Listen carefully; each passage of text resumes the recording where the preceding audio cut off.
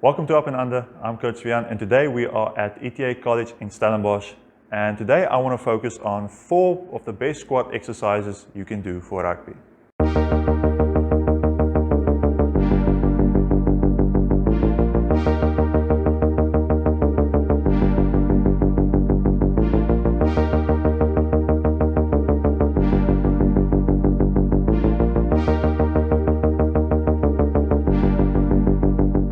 So I've determined these 4 squats based on their primary goals. So these goals are going to be strength, power, hypertrophy, and endurance. So for strength, we're going to do the front squat. The front squat is a great exercise that puts a lot of emphasis on lower body strength, just like the back squat. However, it requires a lot more mobility because the weight is going to be in front of you. Therefore, it's also going to distribute a lot more weight onto the quads. And the mobility comes in the form where you have to actually keep your body more upright due to the fact of the weight being in front to counterbalance the weight from pushing you forward, and add a little bit more knee flexion, which will also work more on the quads. For rugby specifically, the front squat is also very useful because it lets you get used to carrying the weight in front of you. Kind of simulating how in rugby we always work with what's in front of us. Whether we do a tackle, we scrum, we go into a ruck, or carry the ball, the weight will always be in front of us, and we are always going to need to be strong with what's in front of us. And the increased mobility and strength will also help lower the chance of injury and can also help improve your performance on the field. You can also use the front squat as a testing method to test your player's strength. But I prefer this one above the back squat, even though you will squat with a lot less weight because it's going to require a lot more mobility like I mentioned. However, players sometimes lack that mobility needed, and just by measuring their strength without the mobility could be a bit detrimental for their development. But the front squat encompasses both strength and mobility into one, and that is why I'd rather prefer testing with the front squat, which has both elements, over the back squat. For power, we are going to do the barbell jump squat. And this is going to be done in the form of a back squat because the back squat is still very useful. However, we are going to do this in form of increasing our power output. And that's going to mean being able to jump higher and jump quicker. Now, the reason why we put the bar in the back and not the front is because this is going to be a high impact movement and you want as much control over the bar as possible. Because if you're going to jump with the bar in front of you, you can risk losing control of the bar and end up hurting yourself. That's why we want to station the bar at the back of our shoulders like we do by a normal back squat and perform the exercise from there. So like I mentioned, the goal would be to perform quicker and higher jumps, therefore increasing your plyometric ability.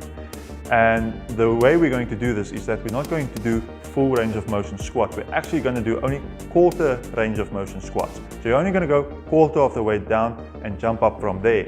And the reason for that is as you do a normal squat jump, and you can try this at home, try to jump by going all the way down and then jumping up.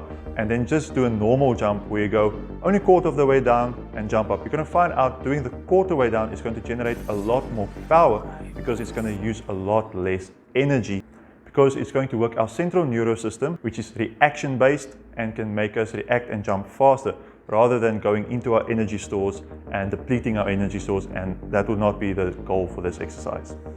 So for hypertrophy, we're going to do the Bulgarian split squat. Now the Bulgarian split squat is my favorite exercise. Not because I love doing them, it's actually because I hate doing them, but they work so damn well. It's a really good exercise because it is unilateral. It works one leg at a time, and you can do this in any way. You can alternate or go one leg only and then another leg straight after that, after you complete all the sets.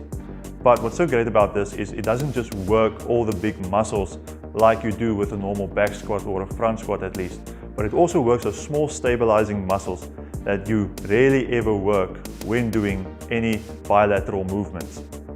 Also, like I mentioned, it puts a lot of tension on a single leg, therefore you can easily overload it and get a lot of muscle breakdown going. You can do this in the form of supersets, drop sets, or even normal sets, but applying a lot of reps or a lot of weight.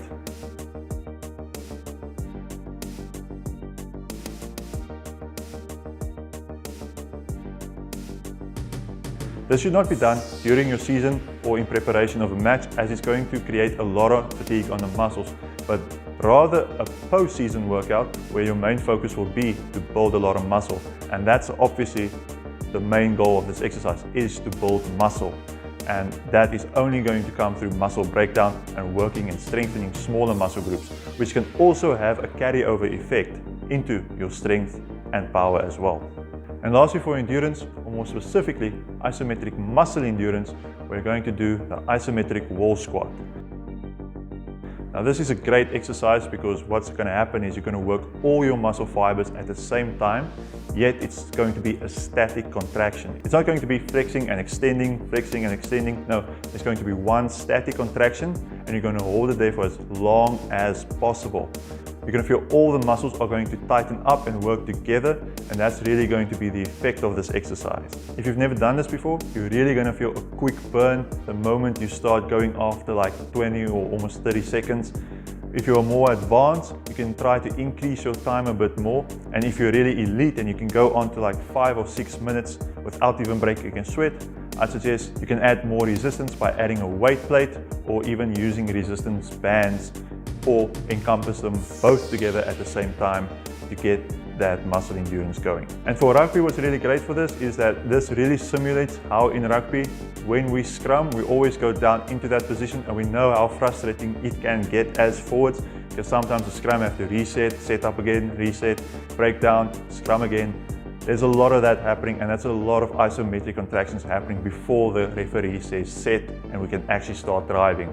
So really, if you're training this will actually give you that added benefit within those scrums, that you don't have to worry about tiring your legs out when you go and do scrums, and then you can actually continue on running and playing your game to the best of your ability.